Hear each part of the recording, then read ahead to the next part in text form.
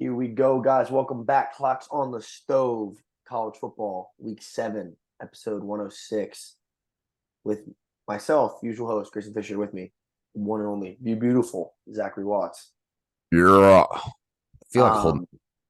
Wearing a big gray shirt vibe was not planned, but I'm not against it. Not at all. Our picks last week did not do too well. They did not do the best of our picks. They didn't do terrible, but they were okay. But Oklahoma won, and we called that. So there's a good pick. This week's games, they're not amazing, they're not great, but they're games, and we're gonna watch them because we are college football fans. Our first game actually comes to us from Seattle, Washington, with our college game day. The number 8 Oregon Ducks traveling to the number 7 Washington Huskies. This game is 3:30, I believe, on ABC. Washington coming in at a -3 favorite.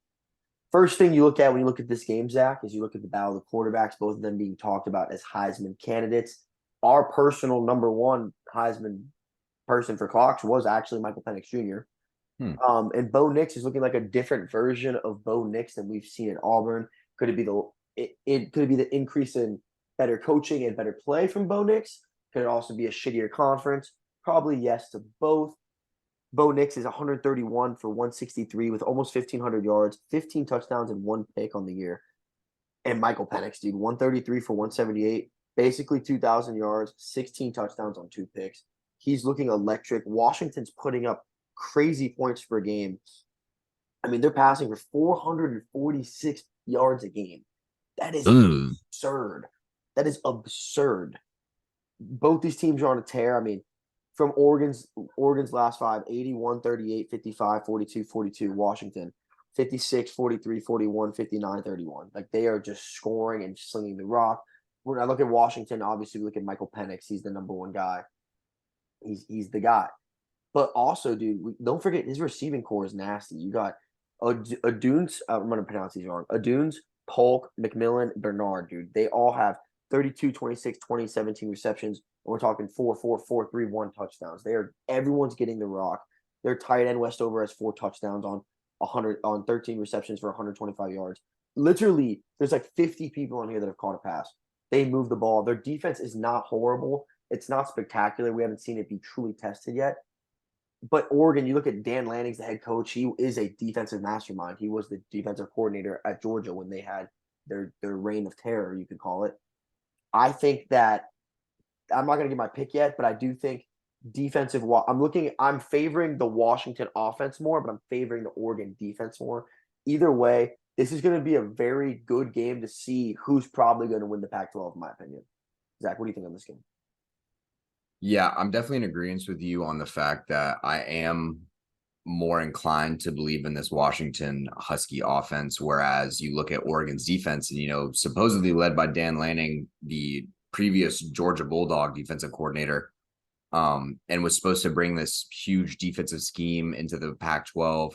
I know both these teams are moving into the Big Ten next year, which will be interesting to see because you're getting an early preview of that. Not like they've played in years past, but kind of the teams they'll have. You are dealing with the number 1 and 2 offense right now in the country. Both these teams are on statistical heaters. There's tons of similarities across the board for both teams, in all honesty. I do think Washington relies a little bit more on the pass game, but that is because when you have a guy as good as Michael Penix, why would you not? I feel like that would be a waste of his talents. Whereas Oregon has a little bit more talent spread out across positions. They can kind of mix it up. My only thing is I'm not a Bo Nix believer. Unfortunately, wasn't a believer at Auburn, and suddenly when you leave the grind of an SEC schedule, life gets a little easier for you. Who would have thought? So not really a pro caliber quarterback, in my opinion, but he will get drafted, and then we'll see how that plays out.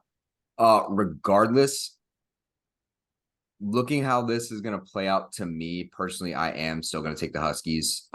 Usually they tell you to go with your head over your heart because your brain's used for the logical decisions, but people tend to forget I am retarded. So I have to go with my heart in this. So I am going to take the Huskies. I just think – or we're taking -3. The line's at what, 2.5 from what 3. I saw? 3. Yeah, so it's ESPN it's 3. Yeah. I would just go with the money line. It's the safest bet. Last time these two teams played, it was 37-34, I believe. So it's really close. And with two offenses such as these, it's going to be a shootout. Like that's just how it is. I don't know what the over-under's at, but if it's anything 67. it's at 57. 67. 67. 67, yeah, I'd still take the over. In my opinion, that's just what I'm thinking. You don't have the two best offenses in the country and then roll out there on Saturday and you're like, hey, let's run the most boring offensive schemes and only punt the ball. That's not going to happen, especially it's a game day. I don't think we've had a game day thus far that's like hit the under, if I'm not mistaken. Probably. You don't think Notre Dame, Duke? They scored 21-14. 2014. That may have been an under game. I'm gonna also rock the same thing as you, Zach. Here's my thing. I am a little lenient on taking Washington only because this is their coach from Fresno State. He came over. Mike Penix came over with them. Mike Penix loved the relationship. Oregon, you got Dan Lanning came over to get Bo Nix, right? So you got two guys that came with new coaches to new programs. Oregon as a school and as a football program, and even like looking at Dan Lanning, they've won big games before. I haven't seen Washington win a quote unquote big game yet. I've seen Michael Penix win big games. I haven't seen Washington win like a quote unquote big game yet. And I don't know. It's just a little scary knowing they haven't done it before. So I'm betting on them to do it for the first time. But I just don't see Bo Nix and Oregon going drive for drive with this team. Because Washington's going to be like, if you want to score, that's fine. We're just going to keep scoring too. Yeah. And I just don't see how they're going to stop it. I really don't. So I'm going to take the exact same thing, and I'm also going to take the over. Yeah. I like your point about, when you're scared or you're kind of scared because they've never done it before. And, Washington may come out a little slow. That may be the case. Because I kind of look at it as like, you losing your virginity for the first time. You can't get him up at first. Yeah, He's a little scared. You're a little shy. But once you get there, you're it's there. over. You're there. You walk with a little confidence behind you. You people are like, you look different. And they're like, oh, you got laid. That's the Michael. Did you get taller?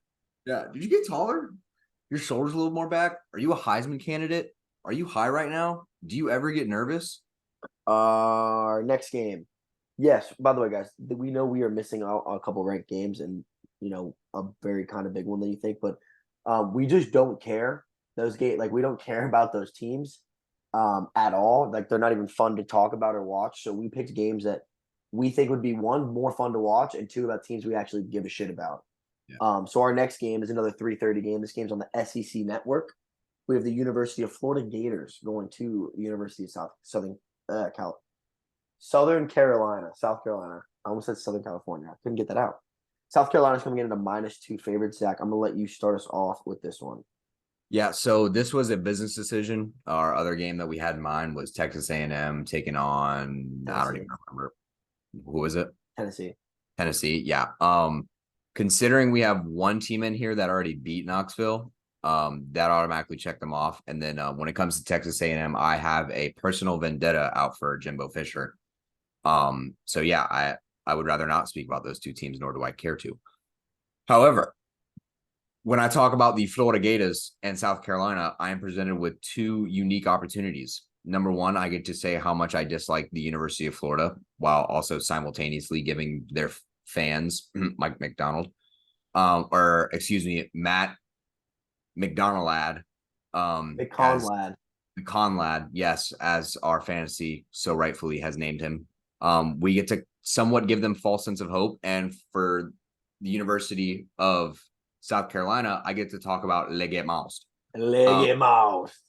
Everyone loves the little Leggett Mouse. One of the best receivers in the country right now.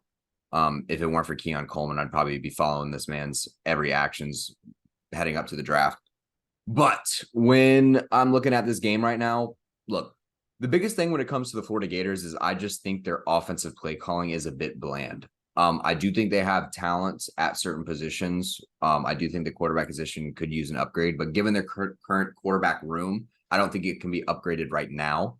I do think their defensive front seven is very promising. They're able to stay in a lot of games just because their defense can keep them there. The problem is when their offense ends up going 3 and out and punting the ball back to their own 40, you tend to have a harder time to stop teams.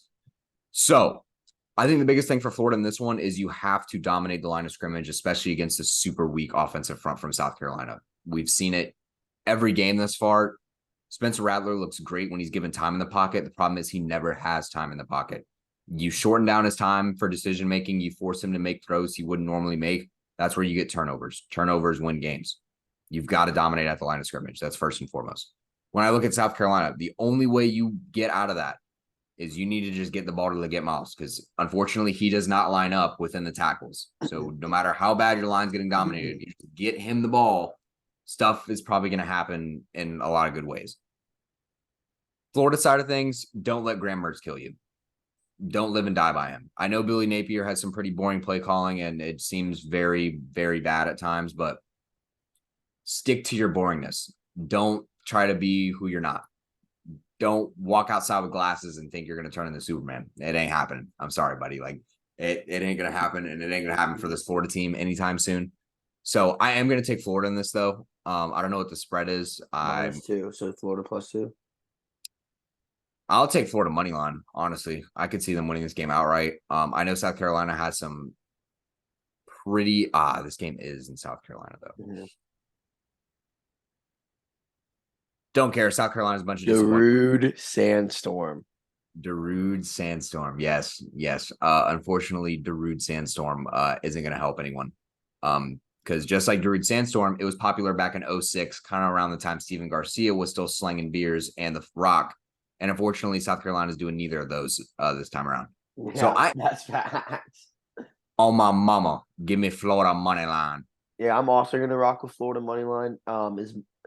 So we look at the most recent games. That's how I like to judge teams. South Carolina, Spencer Rattler, he looks very good when he has time. And I don't know, for some reason, I've watched almost every South Carolina game this year. I'm not even like a South Carolina fan, but I just always watch them. Spencer Rattler, this is how they run. Their first half is so good. They just run super fast routes. Spencer Rattler's releasing the ball in 3 seconds. They look great going up on Georgia by 11 at half. Then their O-line can't do it for 4 quarters, and he's just getting sacked for sack for sack. They can't develop a run game, and they get fucked.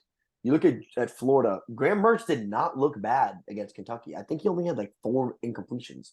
He didn't play that bad. The problem is when you get on 17-0 in the second quarter, a team that is primarily a run team, it's very hard to just start airing that bitch out. They have a dominating run game with Etienne Jr. and Johnson, 2 great receivers, one on each side. Xavier Leggett, I think he leads the receptions and yards in the country as a receiver, and he leads something else in the SEC as well. Ricky Pierce on the other end, dude, that kid's a monster.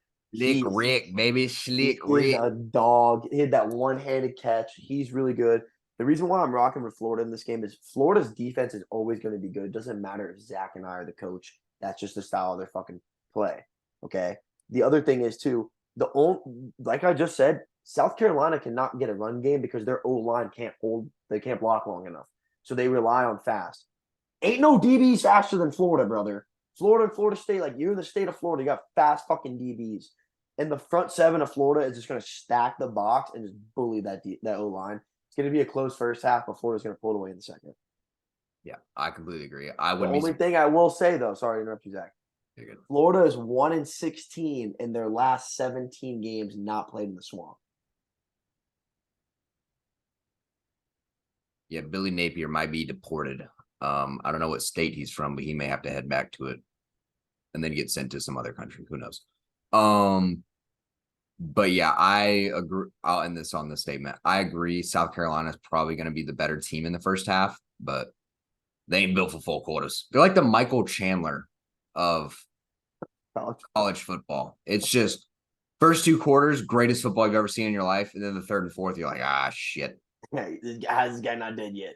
Yeah, he's going to die. But unfortunately, you play 4 quarters in this and you can't win by knockout. There is no 21 skunk in NCAA, unfortunately. Our next game, we have number 10. This game is at 7:30 on NBC with number 10 USC traveling to number 21, the good old Catholic boys at Notre Dame. USC 6-0, Notre Dame 5-2. Listen, we've done 2 years in a row of shitting on Notre Dame. I've spent my whole life shitting on Notre Dame. But for once, I can't shit on Notre Dame. It's their fourth ranked game in a row, bro. Fourth.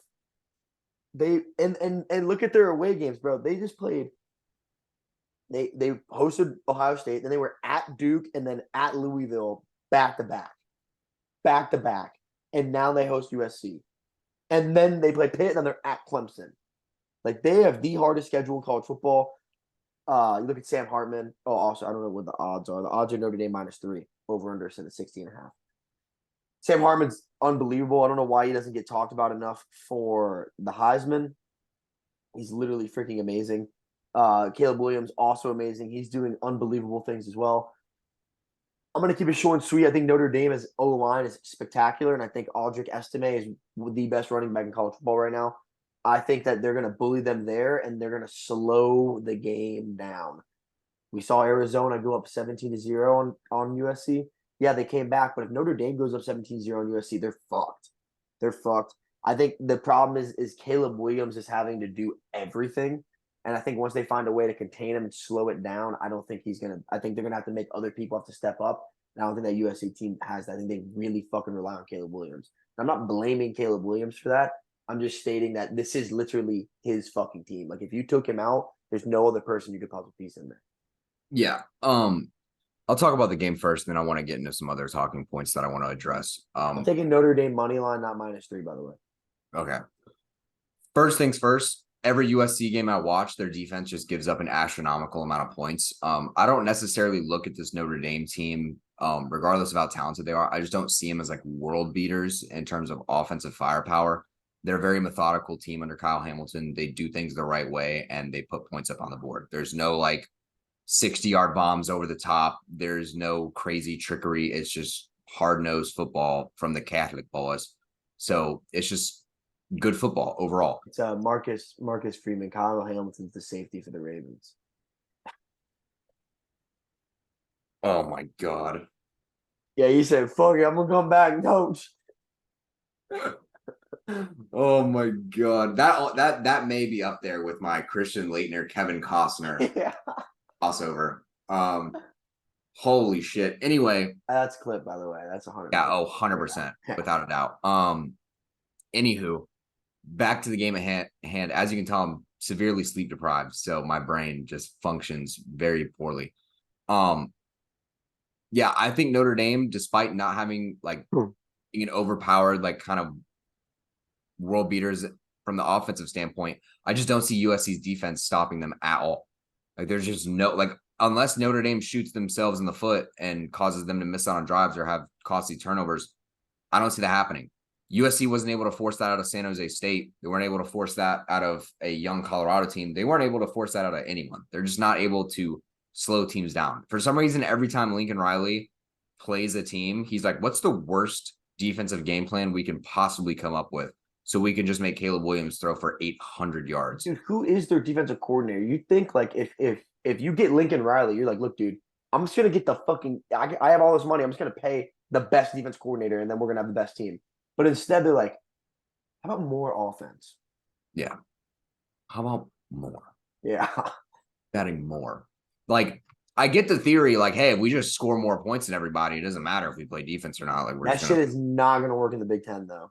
Yeah, not at all. Does not work. Because the problem is in the Big Ten, you play these slow, grinded out teams. You miss like 1 or 2 drives. Guess what? It's halftime. Yeah. Points on the board. And you're like, well, that quarter went by extremely fast. It's not like the Pac-12 where it's like, damn, we made a punt. We're going to get an interception here, score a touchdown. They're going to score in 36 seconds, and we still have 14 minutes and 38 seconds left on the clock. It's like, no, it's going to be a 17-play, 9-minute drive for a field goal. Yeah, exactly. So the problem is, as easy as it is for me to take Notre Dame, everything in my body is telling me that there's no way USC is going to miss the college football playoff. And I just don't see them. Bro, USC is not the best team in the Pac-12. Washington and Oregon are the best teams in the Pac-12. Not disagreeing with you, but the best team doesn't always win the conference and make it to the Yeah, but dude, this USC team should have lost to Arizona. The NCAA was like, all right, call it in, and fucking made them win that game. They should have lost that fucking game, dude. And then 28 points put on them by Arizona State, and then 41 by Colorado. And the Arizona game was at home, Yeah. and they're going to fuck. What's Notre Dame Stadium? South Bend, right? Isn't that what they call it? Yeah, it is. So the two things I wanted to bring up after this game, I guess I am going to take, I'm going to stick to my gut. I'm going to stick with USC money line. I just want to be, USC money line. I'm going to go USC money line. I'll have fun with it. Ooh, damn. Hey, big dogs got to eat. On the way you eat if you go out and hunt. But there's two things I want to say. Number one, the video that came out of the USC players having coaches walk around with like weed killer, but instead filled with water and just spraying down the players to get ready for the weather. That is, I can't even tell you how I have ridiculous. not seen that, but that is the stupidest shit I've ever heard. It's literally the punt returners getting ready to field the ball, and the coach is like 6 feet away with a weed killer filled with water, and he's just spraying him in the face. Just the dude just drops the punt, and they're like, "This is what's gonna be like in South Bend. Rain's coming in sideways like Forrest Gump. Like nothing you can do about it." They're just like, dude, do what any other team does. They just grab a hose and they wet down the footballs until it's soggy. Because who gives a shit if rain's in your face? Yeah. It's the wetness of the football. Like, yeah, that's fucking. I mean, that number two that I hilarious. wanted to talk about was I keep seeing talks about Lincoln Riley potentially dipping his toes into the NFL world. That will end extremely ugly, in my opinion. Yeah. Extreme. Now, going as an OC, understandable, but not beneficial for his position, considering he makes a lot of money at USC. I don't know if you've seen his house or his private jet, but I wouldn't leave anywhere. I wouldn't. I would just live. Practice would be at my house. Yeah, like who cares? Like if I was him, why not just build a facility right in your backyard so that way you can spend time with your kids and coach your team? That's a real football guy. Fortunately, this guy's not a real football guy, unfortunately. So yeah, I want to get that out of the way. As for Notre Dame, because I haven't really said much about them other than the fact that I mistook their coach for a starting NFL safety. Look, I'm a big fan of Sam Hartman. I'm a big fan of what they got building there. I think the culture change there has been for the better. I think they're starting to get looked at in a positive light, and they don't run from competition, as we've seen. All these ranked games are tough. They build on you. It's even harder to continuously win those games. I mean, dude, you beat Duke by a touchdown. You lost to Louisville probably because you were just burnt out. Because, hey, if I played Ohio State and lost on a last-second touchdown because I had 10 men on the field and then grinded it out with Duke, I probably wouldn't be mentally capable of game planning for this Louisville team. And that's unfortunately what happened. I don't even know the final score of the Louisville game. I just remember I have to look to see how bad they got. Lost bad. Yeah. So. No, they lost by 33-20. Lost by 2 touchdowns. Not terrible. Yeah. Yeah, you just couldn't stop Louisville. Well, 16 of the points were in the fourth.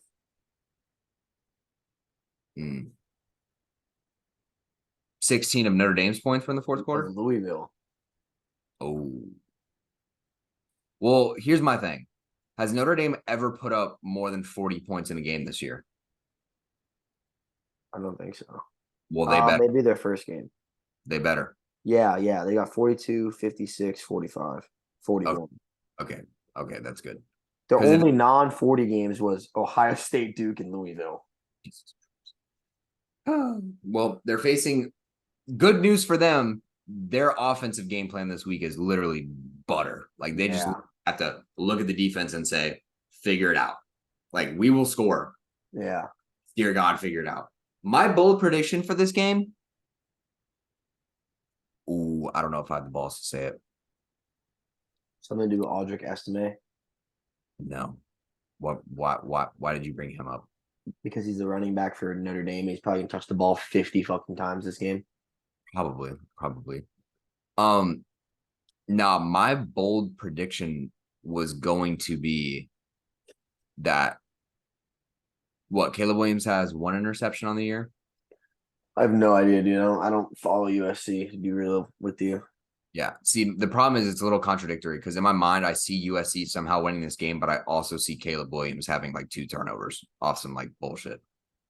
Like for some reason, like I just see like this could be a very sloppy game, in my opinion, like the sloppiest of slop. That benefits Notre Dame. Yes, I agree. I agree. Because Sam Hartman doesn't make any mistakes. I believe he does not have an interception on the year. No, he has three. I think What? I think two came from Louisville. Then he had 0 prior to that game. So he has to have 2. Because I don't remember throwing him any against Duke. Stand. Or wait, I may be thinking of Cade Klubnik, if I'm not mistaken. Cade Klubnik has picks. He has 3 interceptions. All 3 of them came versus Louisville. Told you. Yeah, I knew it. I knew it. Holy fuck. And he still put up 254 and 2 touchdowns. But he got sacked 5 times. Damn, is Louisville like that? Dude, their defense, bro. Holy shit. Their defense, dude. But we gotta move on. I got practice. All right. Our next game, number 25, Miami. How the fuck they are still ranked is beyond me. At 7:30, going on ABC at 7:30, number 24, number 25, Miami, traveling to number 12, UNC, Miami 4-1, UNC 5-0, Miami coming off that embarrassing loss against Georgia Tech last week. This game is set at UNC minus 3.5. Zach, tell us what you think is going to happen Saturday night in Chapel Hill, North Carolina. What's going to happen Saturday night in Chapel Hill is indicative of what had occurred between Miami and Georgia Tech last week. And what I call those are monumental cultural failures. When you have a loss like that on a coach's failure, a lot of guys mentally fold for the rest of the season. Like you literally give up on your team because of shit like that. When you lose a game that's in your hands and you quite literally fumble it away because you don't want to take a knee, that destroys you mentally. And then the fact that you have to come right off that loss, because it wasn't like, I always tell you, like, it's much more difficult to beat a team coming off a loss and coming off a win. It's a lot harder to win a game when you just beat yourself. Like, they didn't even lose that game. They just beat themselves. And Georgia Tech, like, got blessed, like, by the powers above. I don't know if Georgia Tech became a Catholic school in the offseason. I don't know if they switched their majoring from, like, engineering to, like, pastorism or whatever. But whatever happened was, like, a biblical level event. Because I think this Miami team is on a downward spiral after a game like that. Bro, Georgia Tech is the kings of fucking crazy, weird wins. That field goal block return against Florida State, and then that. I don't need to hear it. I've lived that nightmare years. But the problem is now you're going up against a team that is severely better than Georgia Tech, and you're playing at their house. Drake may probably going to do a lot of dirty things to you. He may throw a left-handed touchdown again. Who knows? He's going to do some weird shit. He's on his Patty era, I guess. I don't even know what to call it. But he's been balling as of recently. I'm just not a big believer in Miami. Call up the Florida State in me that's just not a believer in Mario Cristobal. But I just have a hard time putting my faith in the teams that when just last week you quite literally pulled off the worst thing that could have ever happened on a college football field. Am I wrong? Like, I don't see this playing out any different. I just think UNC probably controls them a majority of this game and gets a very, like, boring win. Like, you'd probably tune in and be like, oh, it's 10-point lead, 13-point lead. Like, Miami will score, make it a 6-point lead, and then UNC is just going to score again and just ruin it. Yeah, are you taking the money line or are you going to take 3.5? I'm going to take 3.5 for UNC. Yeah, I'm also going to take UNC minus 3.5. I think first I want to look at let's talk about Miami first. Mario Cristobal is not that guy. He's been not that guy. He's got the Nick Saban curse, so everyone thinks he's that guy. But you hear all these stories coming out from when he was at Oregon about guys that did not like him, and people saying that he is the reason Justin Herbert wasn't that guy in college. He's not that guy. He can recruit like a motherfucker, which is why Miami always stays relevant. But he cannot fucking coach football, Zach. That game, even being a 4-point game in general, is bad. Like, this is a Miami team that was talking about going to the playoffs, talking about winning the ACC, and then you're in a 4-point game with Georgia Tech. That's fucking bad. The other thing is, too, is like you talking about the breaking down the men. First of all, their offense sucks. Their offense has always sucked. Marcus Ball is pretty good defensive guy. The defense not terrible. Their offense sucks. How did they beat Texas A&M? Texas A&M sucks. Anyways, um, this team's given up. The culture's given up. They're gonna bomb and get Cristobal fired. I'm very convinced of it. I'm very convinced of it. On the other hand, Drake May, dude, he has not been looking like what everyone was fucking riding his dick for. Like they're getting very carried by their running back Hampton, and he has 8 touchdowns on 4 picks, and they haven't played nobody. I mean, he shows glimpses of greatness, but people were saying he's going to win the Heisman and lead UNC to the Natty. I don't think so. I think it's going to be one of those games where it's like he's going to win. They're going to win by like 21, and you're going to be like, oh my God, they manhandled them. But they really scored like 11 of those 21 points in like the last 6 minutes. You know what I Probably. mean? Like it's going to be one of those games, but I'm going to take UNC -3.5. Not going to watch it though. This next game I might actually peep. We have Missouri at 7:30 on SC Network. Missouri traveling to number 24 Kentucky. Both teams just lost last weekend.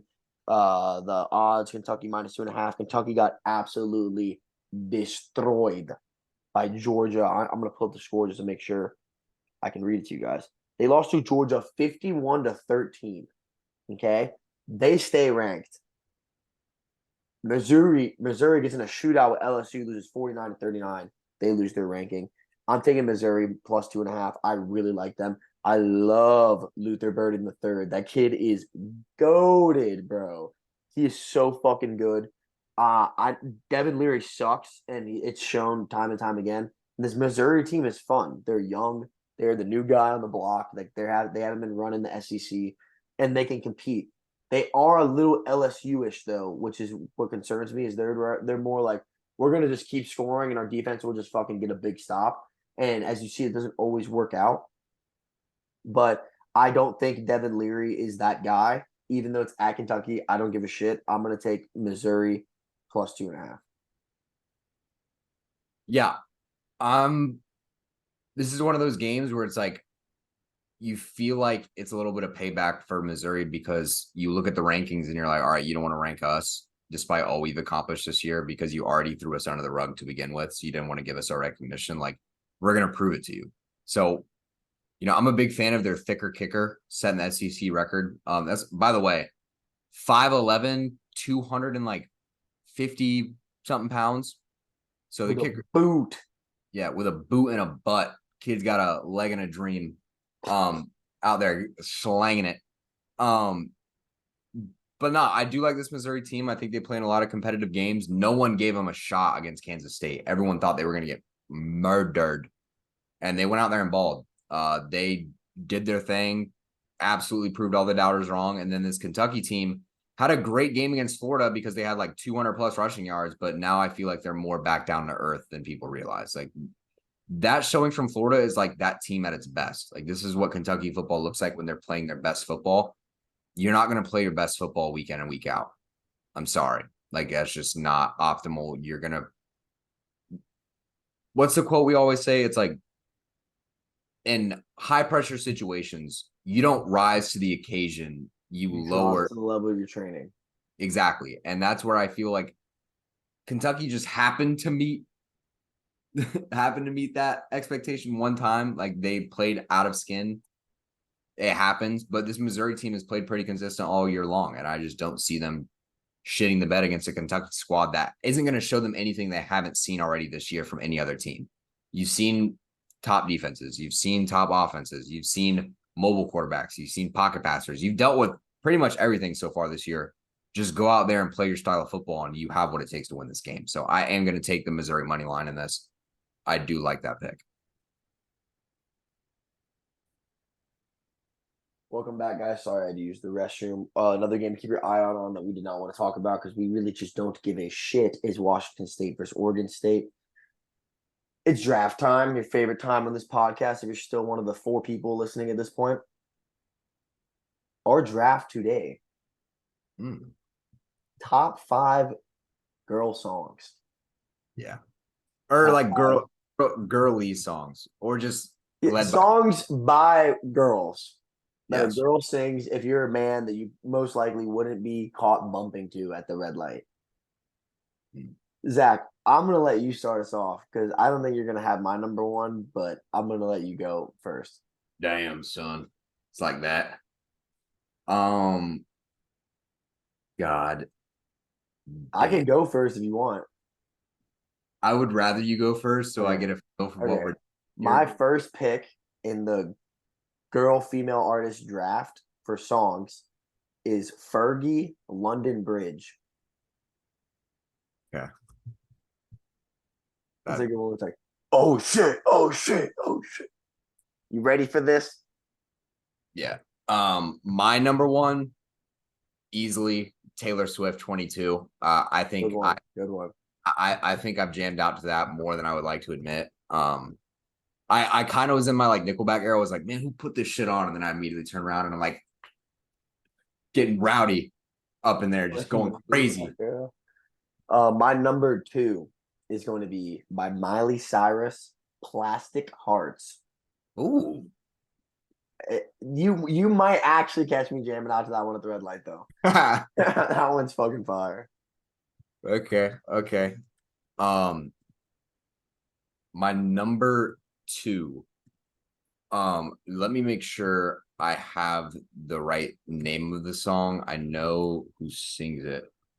Um, yeah, I'm gonna take the song best known for in the Titanic, but it's Celine Dion. My heart will go on. Very good. Um, Look at you. Look yeah, at you. very, very on par with just the kind of music I listen to. So Celine Dion, you have made the cut. Congratulations. My next song is X's and O's by L King. Mm. Is that three? That was three, right? What was it? What did you say? Who was it by, and what was the song called again? X's and O's by Ellie King. Um, okay. I don't know the name, but would you say something King? Ellie King. Ellie King. Stop disrespecting a queen, bro. Oh, you just brought up a song that just came into my mind. Oh my God. Oh my God. Please let me find it. Okay. Okay. I think we have it. Um, Now this is technically a Calvin Harris song, Okay, but like, okay, that's acceptable. but Ellie Goulding sings in it like Mm. whole time. It's I Need Your Love featuring Oh, that's gas. LS. So that is my number three. I'll just put it down as Ellie Goulding. Um, I Need Your Love. Okay. For number four, give me Miranda Lambert, Mama's Broken Heart. Dude, I could do fucking 50 of these. Yeah. Mama's Broken Heart.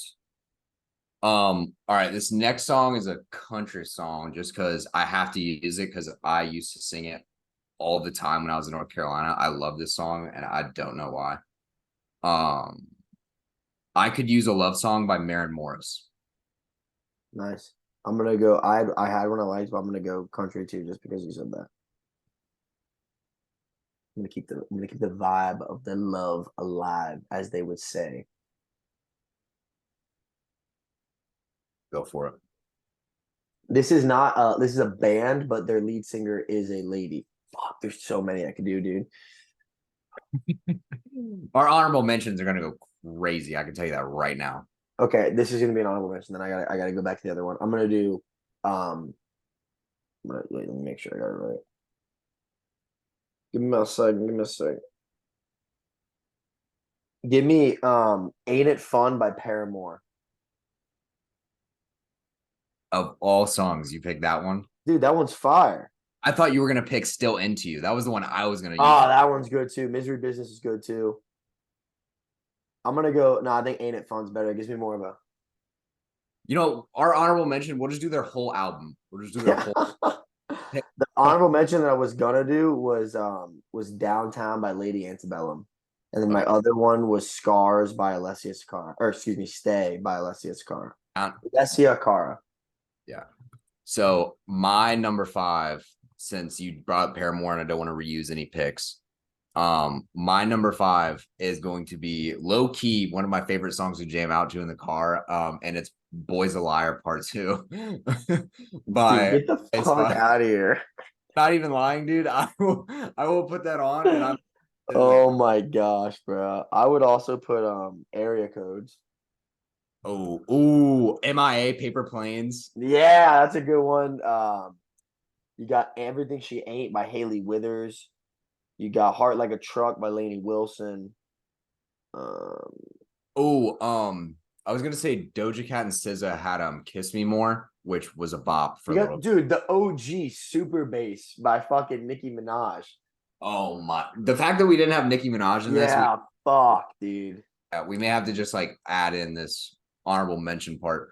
Oh, Um, Fancy by Iggy Azalea. yeah, low key banger. No, it's a high key banger. I know all the words. But look, Oh, I gotta get going. So Zachary, thank you for your time. Fans, people, friends, family. Tyler Peterson, if you're the only person still listening. Thank you guys for your time. Cox and Stove, College Football, Week 7, Episode 106. Zach Watts, any last words? go Florida State. Oh, Florida State. Who do they play? Some shit team. Syracuse? Is No, this? I think it's Syracuse. I Yeah, think 13 and a half favorites, I believe. I hope. Go Noles.